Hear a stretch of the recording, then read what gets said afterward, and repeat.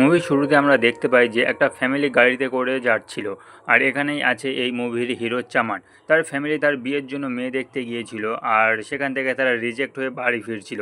সেই জন্য তাদের মুড একটু অফ ছিল। এরকম অনেক জায়গাতে সে রিজেক্ট হয়ে গিয়েছে, কারণ চামনের মাথায় চুল কম আছে। তারপরে তার ফ্যামিলি তাকে নিয়ে একজন জ্যোতিষীর কাছে যায় এবং সে বলে যে আপনাদের ছেলের কুণ্ডলিতে দোষ আছে। আর বলেন যে যদি বা 31 বছরের আগে আপনার ছেলের বিয়ে না দেন তাহলে তার সারা জীবনই বিয়ে হবে না। এটা শুনে তারা তাদের বাড়িতে ফিরে আসে। বাড়িতে খাওয়ার টেবিলে বসে চামানের বাবা তাকে বলছিল যে যদি বা তুই একটা লাভ ম্যারেজ করতিস তাহলে আমাদের এই মেয়ে খুঁজে বেড়াতে হতো না আর। তারপরে এরকম কথা হতে হতে তাদের খাবার শেষ হয়ে গেল এবং চামান তার রুমে শুয়ে ফোন দেখছিল। তারপরে তার কানে ফিসফিস করে কথা বলার আওয়াজ এলো। তার সাথে তার ভাইও শুয়েছিল এবং সে দেখলো যে তার ভাই তার গার্লফ্রেন্ডের সাথে কথা বলছে। সেই জন্য চামান তাকে তার রুম থেকে বার করে দিল। পরের দিন সকালে চামান রেডি হয়ে স্কুটি নিয়ে কলেজের দিকে রওনা হলো।